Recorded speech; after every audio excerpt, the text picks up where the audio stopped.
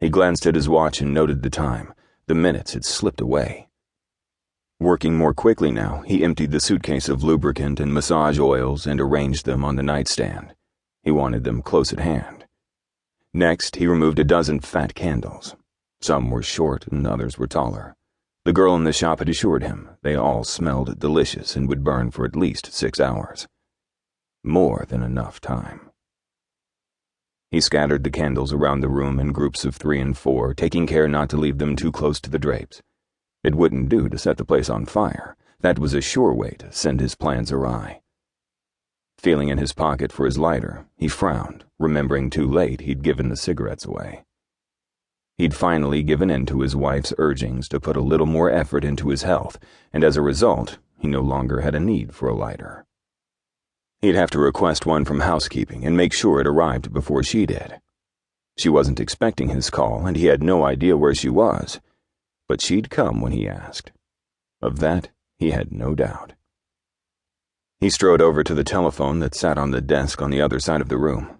Picking up the receiver, he rubbed absently at the pain that continued to niggle behind his eyes. His vision blurred, and he blinked to clear it. The call connected, and his thoughts were diverted. He requested a lighter be brought to his suite, and then asked to be transferred to room service. He was always famished after sex, and so was she. He placed an order for the two of them, and asked for the delivery to be delayed. After confirming a bottle of Moet and 2 champagne glasses would be brought to his suite directly, he hung up the phone and returned to the bed where he removed the final item from the suitcase. A single, perfect red rose. He brought it up to his face and inhaled its fragrance. Heady and sweet, it was everything he hoped for. He closed his eyes and luxuriated in the whisper-soft stroke of the velvet petals across his mouth and imagined her lips in their place. Soon. Very soon. With the last caress of its petals, he placed the rose on the pillow. Shutting the lid on the empty suitcase, he fastened the zip before carrying it across the room and stowing it in the closet. Returning to the bed, he smoothed out the wrinkles on the bedspread and then stood back to survey the results. It was perfect, just like he'd imagined. All that was missing was her. A knock on the door interrupted his musings, and he strode across to open it. A young bellboy offered him a smile in greeting and wheeled in a small table covered in a white linen cloth. The boy's gaze strayed to the bed, and his eyes widened in surprise.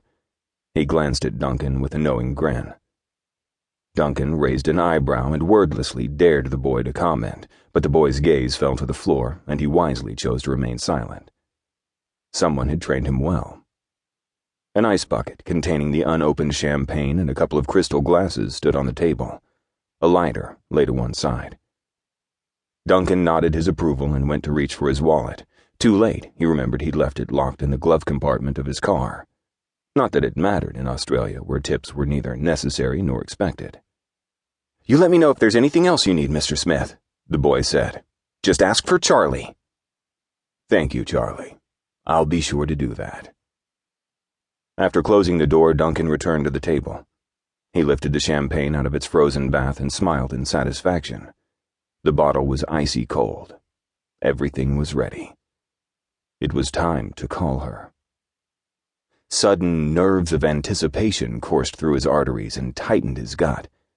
He'd waited so long, and now the moment was almost upon him.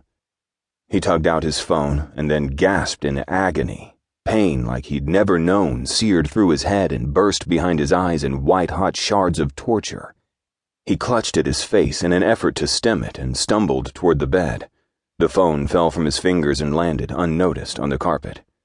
Groaning and holding his head in his hands, he collapsed onto the bedspread and curled up in a ball. The headache was beyond excruciating. He gasped on a sob and tears leaked from his scrunched-up eyes. He couldn't bear to open them. His head was going to burst. Nausea gripped his belly and he doubled over again. In some distant part of his brain he knew he had to get to the bathroom, but the signals to his legs just weren't getting through. His stomach cramped and tightened, and vomit spewed from his mouth. It dripped down the side of the pristine white bedspread. He stared at the mess in horror and disappointment until everything turned black.